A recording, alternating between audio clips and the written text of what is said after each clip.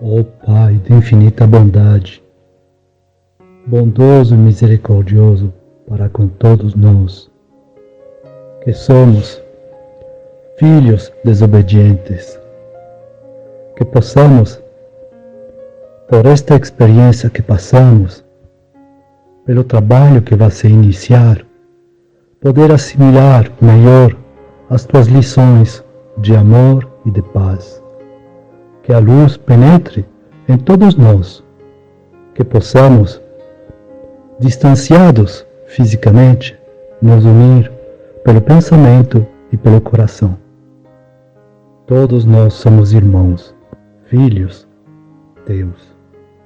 Que saibamos assimilar tudo que é o amor. Que assim seja. Do livro Jesus no teu dia a dia. É um bom remédio. Contra a ociosidade, o trabalho sem trégua. Contra o mal que ainda habita em nós, a prática incessante do bem. Contra a tristeza que nos assalta a alma, a alegria interior exalada pelo sorriso. Contra os arroubos da paixão, o equilíbrio do amor verdadeiro. Contra a fome, um prato de comida. Contra o desespero, a fé racional. Contra a revolta, a aceitação das provas. Sempre haverá um recurso ao nosso alcance para combater as enfermidades da alma. É bom que se diga, se Deus nos colocou em alto mar, em meio a uma tempestade, por certo nos providenciará um pequeno barco e os remos. Mas usar os remos para chegar à terra firme cabe a nós. Boa noite a todos, pessoal. Uma satisfação poder voltar aqui a essa casa, ter a oportunidade de poder, de alguma forma, falarmos, de coisas tão importantes que envolvem a nossa doutrina, que envolvem a doutrina de Jesus, e que certamente, num momento como esse pelo qual nós estamos passando, quando falamos sobre a palavra fé, sem dúvida ela há de nos trazer, ou pelo menos de nos encantar de alguma forma, porque nós ainda, de alguma forma, caminhamos, por assim dizer, engatinhamos no aspecto da verdadeira fé. Porque ainda estamos associando muito esse conceito de fé à ideia de acreditar, de uma crença por si só. E o que a gente vai perceber nessa nossa conversa de hoje é que fé está muito além disso, está para muito além da mera crença, do mero acreditar. O próprio título do capítulo do Evangelho, que menciona da fé divina, a fé humana e a fé divina, nos mostra aí uma diferença que a gente está aos pouquinhos trilhando, caminhando, e é muito bom sabermos que essa fé, ela nasce conosco. O capítulo já inicia trazendo a informação importantíssima, mostrando que essa fé no homem, em nós, no ser humano, é aquele sentimento inato. Aquele sentimento inato que aponta para os destinos da vida. Então isso já nos traz uma certeza de que ninguém nasce sem uma bússola. E essa bússola, sem dúvida alguma, está associada à fé, que nós já nascemos com ela de alguma forma. Nas programações, na forma como avaliamos, nas experiências de vidas anteriores, tudo isso somado vai nos trazendo até a experiência dessa existência, e aqui então nós nos deparamos com esse panorama que está lá dentro, que nos indica o caminho, que são as afinidades que nós temos, os gostos que nós possuímos, os prazeres que temos por certas coisas. Isso certamente vai se consolidando, mas essa fé, ela ainda não foi compreendida ainda. Diz-nos o próprio relato desse espírito amigo que trouxe essa mensagem, de que nós ainda não entendemos e ainda colocamos, ou pelo menos nivelamos, a ideia de fé apenas ao aspecto religioso. Apenas aquele conceito de acreditar em dogmas, acreditar em coisas, em figuras, ou mesmo acreditar em Deus. Porque por uma vida inteira nós fomos ensinados, talvez na escola de evangelização, quando perguntado a cada um de nós, quem aqui acredita em Deus? Aí todo mundo levantava a mão, cheio de orgulho, porque acreditava em Deus. Mas certamente esse é um primeiro passo de uma etapa de construção. Porque muitas pessoas, mas muitas, não acreditam em Deus. E não é porque são ateus. Elas não acreditam. Elas sabem que Deus existe. E há uma diferença profunda entre uma coisa e outra. Porque aquele que meramente crê, crê por talvez uma ou outra razão. Crê porque ele precisa de provas. Mas do mesmo jeito que crê, ele também descrê. Basta que lhe apresente argumentos contrários, ou que se veja numa situação complicada em que se esperava de Deus algo e esse Deus não entrega o que se espera. Aí é a hora de duvidar, de questionar por que Deus fez isso? Será que Deus me abandonou? Será que Deus existe mesmo? Então esse Deus que nós ainda cultivamos, essa fé que nós cultivamos, ainda depende muito de milagres, de provas, de entregas, de curas. Coisas que, por exemplo, Jesus fez muito lá no tempo em que ele esteve aqui. Mas o próprio Jesus mostrou que esses milagres não eram senão efeitos naturais de quem conhecia profundamente aquele aspecto e realizava. Se hoje nós pegarmos a medicina de hoje, a medicina dos tempos de Jesus, a medicina de hoje realiza verdadeiros milagres, por assim dizer. E não se trata de uma questão de fé. Eu acredito que este médico ou que este profissional consiga realizar. Eu acredito que esse engenheiro consiga construir uma ponte. Nós não acreditamos nisso. Nós sabemos que ele é capaz de fazer um prédio com 150 andares. Nós sabemos que um médico é capaz de promover, por exemplo, uma cura de uma doença gravíssima ou promover, né, algum ajuste orgânico que antes era considerado um verdadeiro milagre, às vezes usando um computador. Nós não acreditamos, nós sabemos que isso acontece. Porque no final das contas, aquilo que antes dependia de uma mera crença, de repente ela se tornou palpável, racional, construída, uma ideia raciocinada e não apenas uma coisa que, se me mostrarem o contrário, eu passo a desacreditar, eu não confio mais. Então, por esses detalhes, nós vamos percebendo o porquê que um homem que efetivamente se dedica numa vida inteira a construir, a fazer algo, ele acaba alcançando. Aquela história de quem espera sempre alcança, esse espera não é o espera de ficar sentado aguardando, é aquele espera talvez de Abigail, quando diz a Paulo de Tarso, né, ali naquele sonho que o apóstolo dos gentios teve, no livro Paulo Esteve, quando ela então narra para ele quatro palavras que vão nortear a sua existência na sequência e que vão trabalhar com o conceito de ama, trabalha, espera e perdoa. O espera não é de quem fica parado aguardando as coisas passarem. Do contrário, é quem continua amando e trabalhando com profunda fé e sabe esperar o tempo certo. Sabe que a coisa que efetivamente vai acontecer, e aí o homem de fé se diferencia do homem de crença. Porque o homem de crença, ele simplesmente aguarda. Ele não trabalha, ele não opera, ele não se torna, na verdade, um artífice daquela construção. E aí, obviamente, Deus também, que o instruiu para que ele nascesse com essa fé, para que ele nascesse com esse desejo de trabalho, de serviço, de entrega. Também não vai fazer nada, porque é uma consequência exatamente dessa fé, desse implantar do desejo, da vontade dentro do coração. Tem um sonho em, por exemplo, em prestar um vestibular.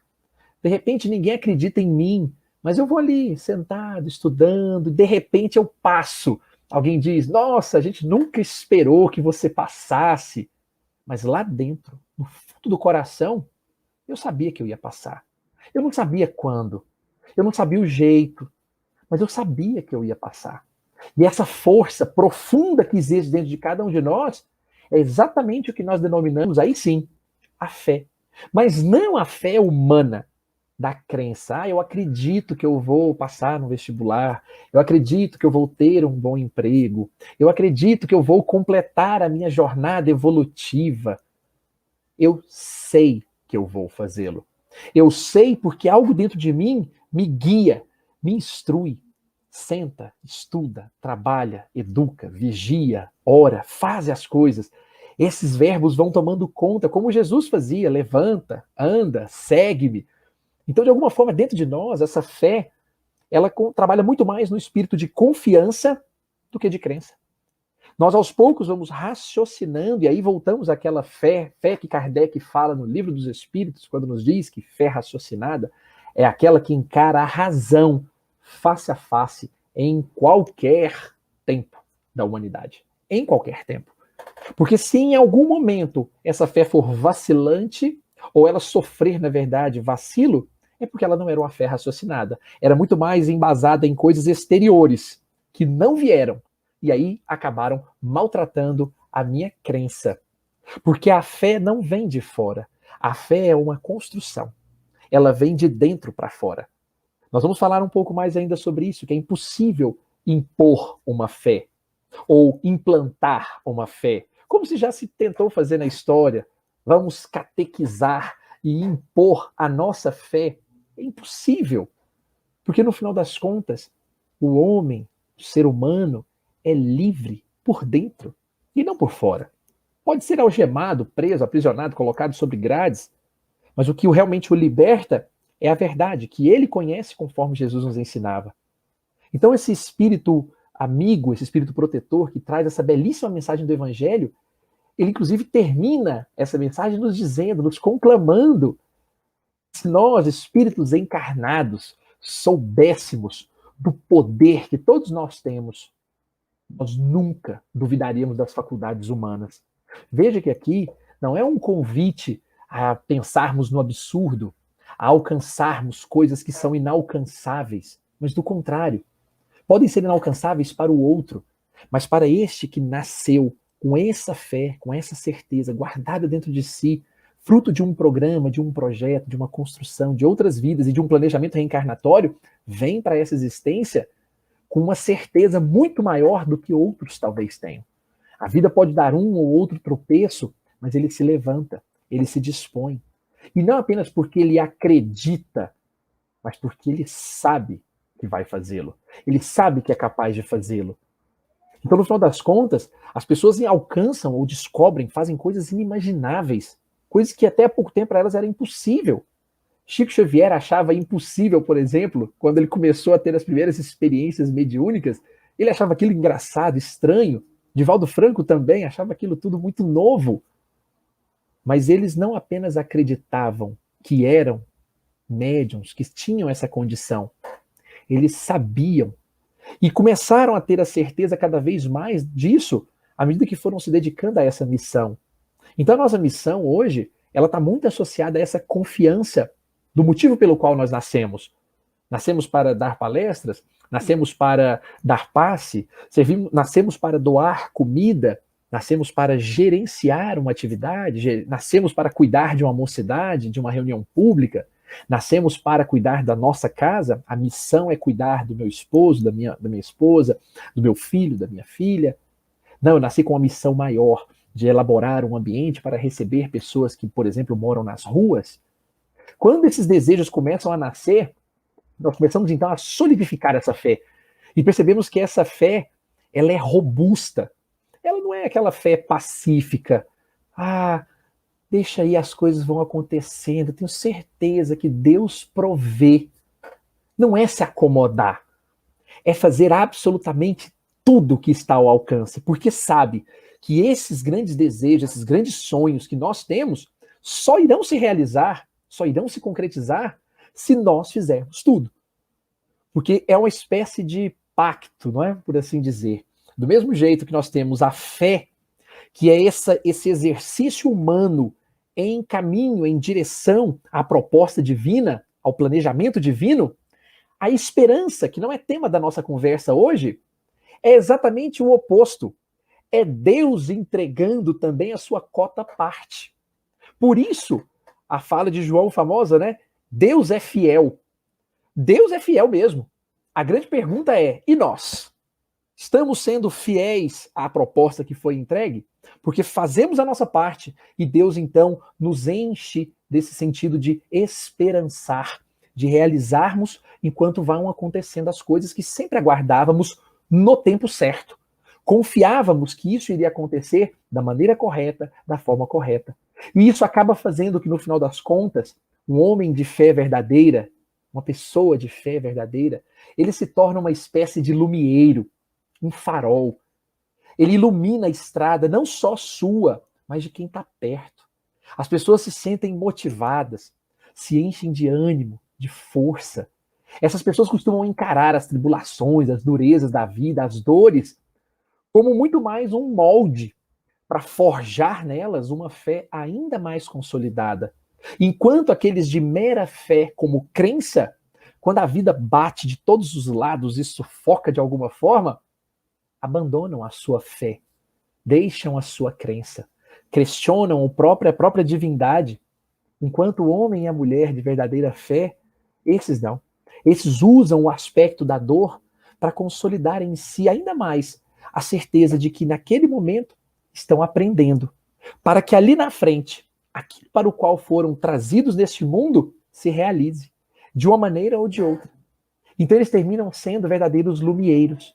As pessoas que estão às vezes adoecidas, as pessoas que estão com problemas, quando elas assim tratam suas experiências, quem está perto se emociona de ver, se emociona ao observar e entender que aquele que sofre, ele não sofre. Ele, na verdade, entrega uma aula. Porque eles não estão deixando só por conta de Deus, não no sentido que se fala por aí, deixa que tudo está na mão de Deus, e efetivamente tudo está na mão de Deus. Mas nós somos as ferramentas para que tudo aconteça conforme o planejamento divino esperava. Porque Deus, e por assim dizer, em sua eternidade, não tem pressa. Não vai nos forçar a sermos, neste momento, os espíritos puros que um dia havemos de ser. Deus tem a eternidade para isso. Nós também. Mas podemos, de alguma forma, antecipar. Podemos acelerar um pouco esse compasso e, claro, atendendo a essa proposta divina de confiar, mas fazendo toda a nossa parte, com lucidez, com paciência, sem desespero ante as lutas que a vida nos proporciona. E são tantas. Vivemos nesse momento um tempo de lutas, de combates, sejam eles pessoais, sejam eles familiares, sejam eles entre amigos. Eu me lembro de uma belíssima história que certa vez vi, de um concurso em que se discutiam os quadros que retratavam paz e fé. E então um dos pintores fez um quadro belíssimo, colocou lá um mar cheio de pássaros, com um fundo, um pôr do sol muito bonito. Um segundo quadro, que foi também classificado para a final, já desenhava uma floresta com borboletas, com pássaros, com animais de toda sorte, num verde muito lindo. E um terceiro quadro, classificado para a final, narrava, na verdade, ou retratava um oceano com várias pedras e uma chuva torrencial com raios ao fundo, como se estivessem fulminando aquelas rochas, com muita água explodindo e batendo naquelas pedras, numa sensação de dureza, de amargor. E naquele momento, quando então todos os três quadros foram expostos, esse último acabou sagrando-se vitorioso. E ao sagrar-se vitorioso, os outros foram perguntar, mas não é possível, está tão óbvio que esse é o quadro que menos traz paz e espírito de fé. E então os julgadores foram até lá no quadro e mostraram então para todos, estupefatos, que no meio daquela rocha gigante, espancada pela água de todos os lados, com raios ao fundo, em um dos buracos tinha um passarinho escondido. E esse pássaro, debaixo de suas asas, escondia mais 2 passarinhos. E cada um desses passarinhos escondido, e com aquele tanto de água batendo aquele pássaro, então, como se com os olhos fechados estivesse protegendo aqueles 2, espantava todo o mal de perto e retratava paz. Retratava fé.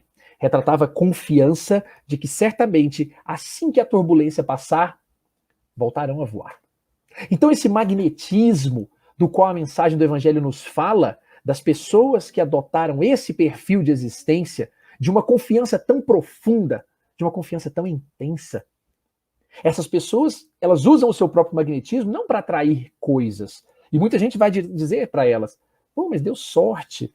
Nossa, outros vão, obviamente, trazer as chamadas leis de atração, mas porque essas pessoas operam mesmo em silêncio, para encontrar aquilo que vieram fazer. O cientista que se debruça no encontro de uma vacina, o engenheiro que se debruça na construção de uma solução para uma ponte, o terapeuta que se empenha em descobrir formatos e organizações que possam alcançar a psique humana e tratá-la com todo o amor, são inspirados, inclusive, pelos benfeitores celestiais e começam a atrair para perto de si coisas e pessoas que os farão alcançar aquilo que vieram fazer. Aquele jovem adolescente perdido na minha comunidade e, de repente, ele vê em mim um transformador, uma pessoa que se esmera, que luta por ser melhor, ele se aproxima e se sente atraído por aquele magnetismo, por aquela fé que não é uma fé leniente, uma fé morta, uma fé pacífica e muito menos mística, que vem por poderes e coisas exteriores. Não, é uma fé ativa, uma fé racional, construída com base nas minhas certezas, em que nós abandonamos o grande lema, né, por assim dizer, dessa fé inaugural, essa fé incipiente, essa fé infantil do começo das nossas existências, é a frase de Tomé para Jesus, né? Eu preciso ver para crer. Essa é a fé da criança.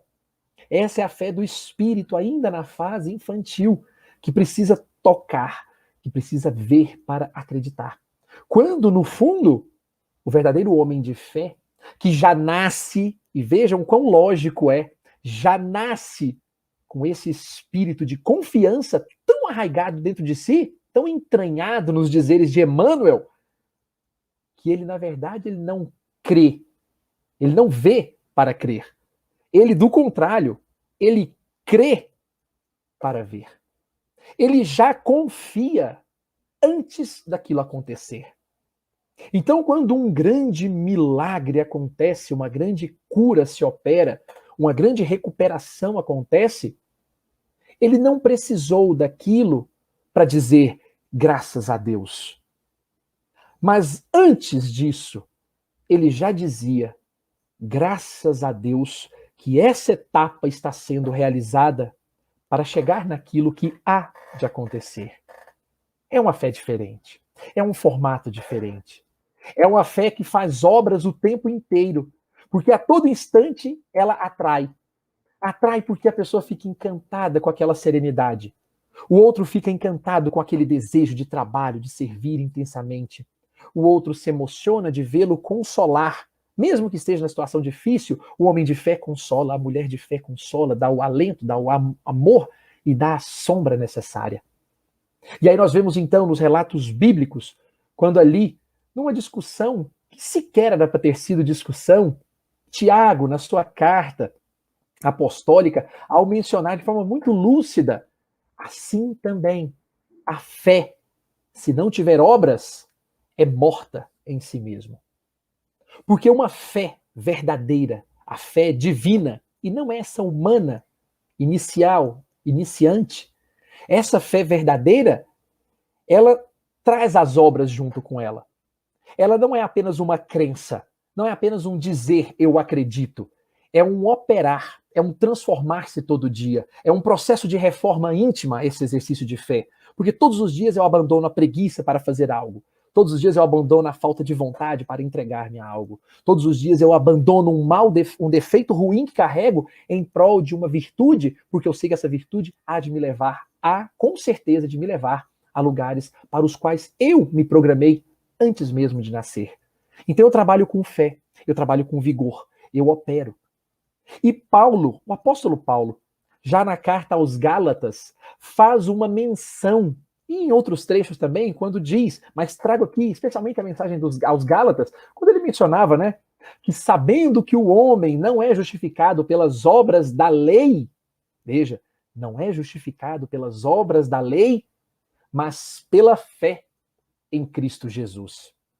E por muitos anos, e até hoje, vários religiosos, teólogos, batem, brigam, ficam buscando razões para Paulo e para Tiago, dizendo quem está certo, uns dizendo que é a obra é que salva, a obra é que transforma, e outros dizendo que a obra não faz a menor diferença, o que vale é a fé. Você pode passar a vida inteira sem realizar, sem produzir nada, mas tendo fé, ela há de te salvar. Quando no fundo, o próprio Paulo de Tarso menciona inúmeras vezes, não havia nenhuma oposição aqui, nenhuma. Até porque Paulo é muito lúcido e claro quando diz que efetivamente as obras da lei não vão justificar o homem. E faz uma diferença muito clara quando menciona que as obras da lei eram aquelas que os próprios homens haviam criado. É preciso lavar as mãos para fazer aquilo. É preciso sentar-se dessa forma para fazer aquilo. É preciso realizar desse jeito, rezar dessa forma, dar o seu dízimo desse jeito, entregar-se a Deus, rezar nesta e nesta posição. Paulo estava dizendo que essas obras da lei, essa construção humana, não eram elas que justificavam. Mas vejam que ele reforça aquilo que Tiago fala. A fé é que salva. Mas a fé já é por si só um trabalho com obras. Não existe uma fé sem atividade no bem. Tanto que a própria palavra de Paulo de Tarso, ao final da sua carta aos Coríntios, menciona como os 3 grandes pilares da estrutura religiosa ou da religiosidade humana: a fé, o trabalho humano, a esperança, a entrega divina e o amor. E o amor como a grande baliza, a grande estrutura disso tudo, a caridade como a grande estrutura. Então, fé é mais fidelidade aos planos divinos. Fé é mais entrega do que esperança, do que esperar algo. É essa busca contínua. E esse esforço na fé, é importante que se diga, não é imposto, não é entregue. Quando alguém fala que eu exerço a fé católica, a fé espírita, a fé budista, na verdade nós estamos trocando alguma coisa. Porque não se trata de uma fé com essa ou com essa característica. As religiões não podem apropriar-se da fé, porque a fé, como já dissemos, e como o livro O Evangelho segundo o Espiritismo nos traz, é inata. Vem de dentro, não vem de fora. Vem da experiência que nós carregamos desde quando nascemos, independente de qual religião vamos seguir. E tem aquela famosa história, ninguém sabe o quanto se é, por exemplo, fugindo um pouquinho dessa linha de raciocínio, mas para construir o raciocínio da fé, ninguém sabe, por exemplo, o quanto se é mal, enquanto não tiver se esforçado por abandonar a maldade. Vejam quão lógico é isso. A pessoa que é má por si, que ela é e sente isso e não abre mão disso hora nenhuma, ela vive como numa redoma. É como uma pessoa, por exemplo, muito rica, que não conhece, por exemplo, os dissabores do mundo. Buda, por exemplo, por muito tempo de sua vida, viveu na redoma do palácio, não conhecia as experiências da vida da pobreza, da dificuldade, da miséria. Vivia numa redoma. Então ele não sabia se desapegar daquilo, porque para ele não havia necessidade de desapego, não havia dificuldade.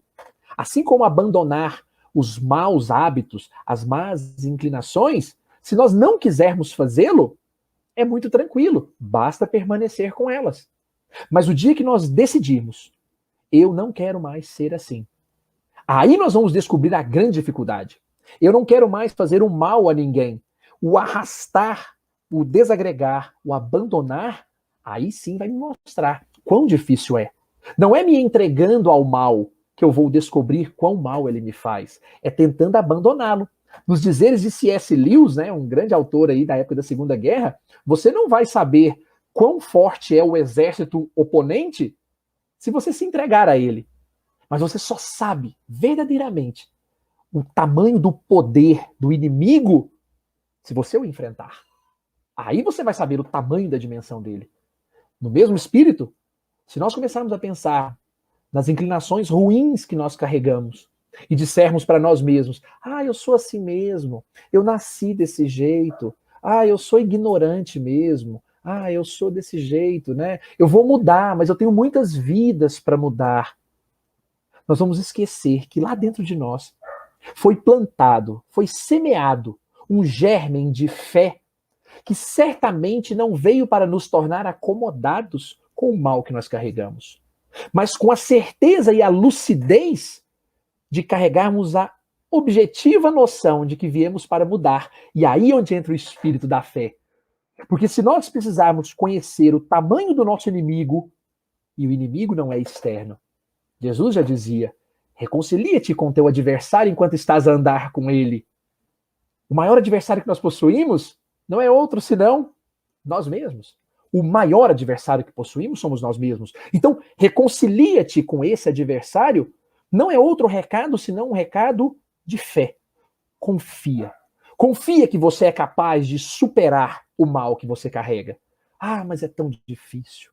Eu ainda sou tão apegado às coisas da matéria. Eu ainda sou tão apegado às questões do mundo material, às paixões, aos vícios orgânicos. Eu não consigo vencer. Isso, a fé vacilante que diz, eu não acredito que eu consiga. Mas a fé vibrante, essa fé de qual o Evangelho nos chama a atenção em todo o capítulo 9, na verdade, quando nos conclama a pensarmos na fé raciocinada, ela não diz para você acredita, você dá conta. Ela simplesmente há de nos dizer, você sabe que você consegue. Você sabe que você é capaz. Porque ninguém nasceu nesse mundo para fazer o mal ou para perpetuá-lo. E a gente só realmente vai conseguir vencer os inimigos se nós os enfrentarmos. Enquanto estivermos usando a nossa fé como moeda de barganha para com Deus, no sentido de eu vou mudar desde que Deus me faça isso. Eu vou transformar-me se Deus operar essa mudança em minha vida. Eu vou fazer caridade se eu ganhar na loteria. Eu vou ajudar as pessoas se eu tiver tempo no meu trabalho. Eu vou ajudar a minha família se a minha família for uma família legal, porque se for a família que eu tenho hoje, eu não vou ajudar nada, porque a família só me dá trabalho. Enquanto nós estivermos barganhando com Deus as experiências do exercício de fé, nós não vamos compreender essa verdadeira grandeza, essa potência. Porque, obviamente, nós vamos acreditar naquilo que vemos. Então, quando nós olhamos, por exemplo, um objeto caindo no chão, parece que nós acreditamos na força da gravidade. Mas, no fundo, nós ainda não conhecemos a força da gravidade. Aí vamos estudar física, descobrimos na escola os detalhes, como é que os corpos se atraem, como é que a massa interfere em tudo isso. E, de repente, aquilo que era meramente uma crença se torna algo consolidado. E isso vai muito além, quando se descobre ainda coisas muito maiores, já trazidas por outros cientistas, ainda muito além das teorias básicas da gravidade. Nós vemos, por exemplo, quantos biólogos discutem, né, o chamado design inteligente da criação, olham para a perfeição e automaticamente já dizem, Deus existe. E aí, no final das contas, nem isso não é para todo mundo. Às vezes nós vemos a perfeição e pensamos, perfeita é a lei. Mas se vamos voltando atrás e tivemos experiências de fé verdadeira, essa que nasce conosco, que nos incita a fazermos o melhor, aí sim, nós vamos lembrar então da questão do Livro dos Espíritos, que nos questiona. Como é que nós podemos intuir, perceber Deus? E aí vem a resposta dos Espíritos dizendo, né, pelo axioma, né, lógico de que uma consequência perfeita há de ter uma causa perfeita. Aquele médico, engenheiro, que nós falamos aqui no início, que fazem coisas que parecem miraculosas, que nós não podemos sequer compreender, muito maior do que isso, há uma mente, há uma ideia, há uma divindade que criou algo muito maior. Nós, por exemplo. Por isso o capítulo do Evangelho que trata sobre essa condição da fé, ele vai construindo a ideia da chamada fé inabalável. Porque se nós hoje passamos por coisas positivas, como uma vitória, um prêmio, uma promoção, um sucesso em algo muito legal, nós dizemos, graças a Deus. Mas quando algo não tão bom acontece, um desencarne, uma perda, uma doença, nós ainda somos incapazes de dizer graças a Deus. Porque lá no fundo, parece que nós temos a certeza de que nada acontece sem a presença de Deus. Nada acontece, foi por acaso. Isso foi construído. O meu trabalho, mas o trabalho divino, chegamos nisso, nessa dura prova que estamos enfrentando. Mas não somos capazes, como por exemplo Francisco de Assis, como Chico Xavier, o eram ao dizer, Senhor, obrigado. Graças a Deus pela dor que me encaminha, porque ela é minha professora. Estamos caminhando nesse sentido. E quando olhamos para Jesus, que nada fez, que não tinha uma experiência, não tinha um objeto, na verdade, que necessitasse de ser expiado e ainda sofreu tudo o que sofreu, passou pelas experiências dolorosas da carne, naquele sentido, ele mesmo não se ofende, diz a Deus que seja feita a tua vontade. Num exercício de fé que mostra o outro lado, do qual nós ainda estamos um tanto longe, mas começamos aqui agora a construir uma fé verdadeira, não mais cega, não mais que exige aspectos de verificação, porque ela não é fanática. Ela, na verdade, sabe.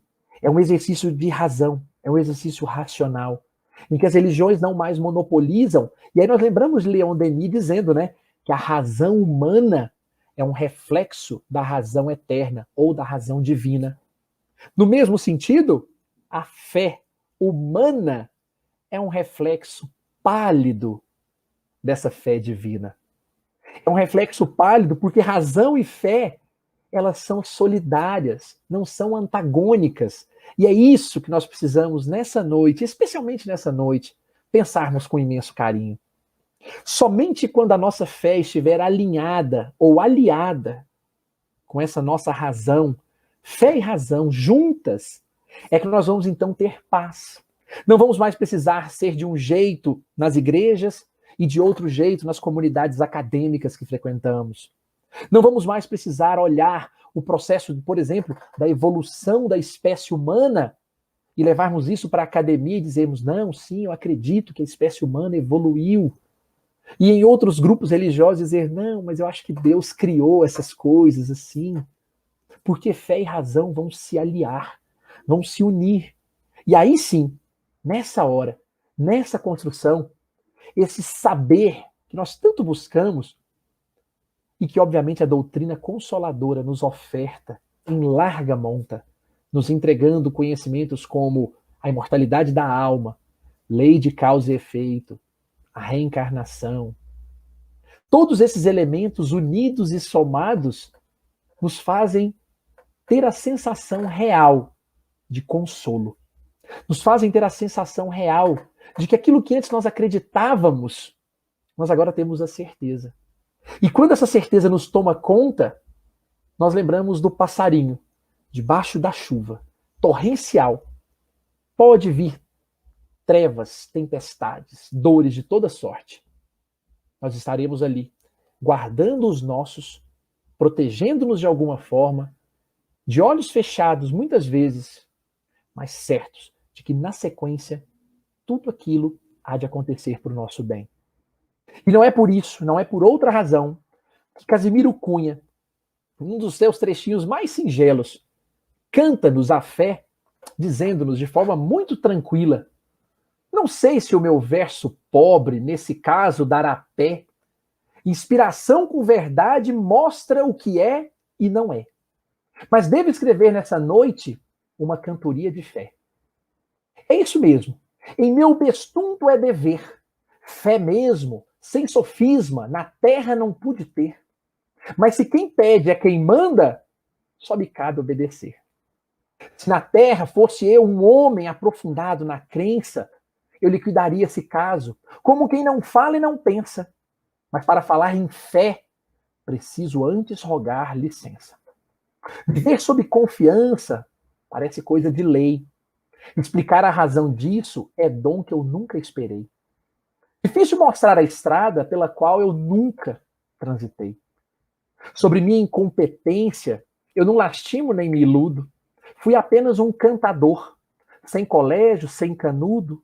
No entanto, creio que a fé sustenta a base de tudo.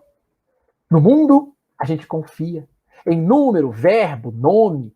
Confia no comprimido que se adquire e se toma, no carro que se dirige e até no curau que se come. As forças vivas da fé garantem o próprio ser. Mas hoje em dia, na Terra, com tanto brilho e saber, a dúvida em razão põe muita gente a descrer. O humano mora na Terra, que por si mesma se vira, não cria minas no espaço para o ar que ele respira. E muitos andam dizendo que Deus é pura mentira. Alguns escrevem ou falam contra a crença, contra a prece, no título que merece. Um filho que tem vergonha do pai que não aparece. Antigamente a criança dispunha no próprio lar que lhe dessem atenção, ensinando-a inclusive a rezar. Hoje é muita gente adulta que nem quer raciocinar. Temos no mundo de hoje a corrida que não cessa. Quando parece que para, a largada recomeça. É guarda, pedestre, carro e buzinadas depressa. Tendo um amigo ao volante, ameaçado por trás, tomei forma e fui a ele, pedindo-lhe prece e paz. Mas ele disse: oração? Larga disso, rapaz. E então, depois fui auxiliar um antigo companheiro. Falei-lhe da fé em Deus e ele riu-se chocareiro, dizendo que acreditava tão somente no dinheiro.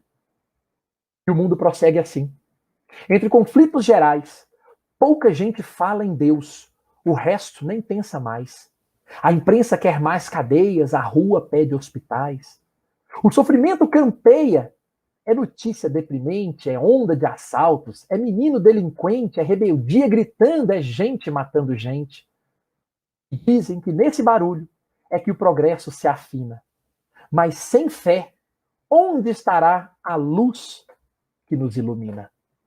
Mas sem fé, onde estará a luz que nos ilumina?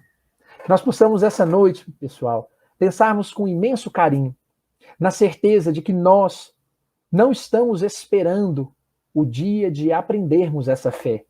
Ela já está conosco. A fé humana já nasceu conosco. Estamos caminhando para essa fé divina.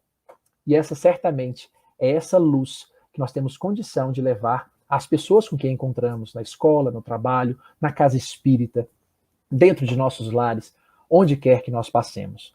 Agradeço de coração pelo carinho, pela atenção de cada um e espero que possamos nessa noite exercitarmos a nossa fé ainda mais com os nossos dizeres, nosso trabalho de reforma, nossa entrega a Deus e na oração, antes de dormirmos, possamos pedir a Jesus que nos inspire nesse trabalho de lembrar aquilo que já sabíamos e que talvez tenhamos esquecido.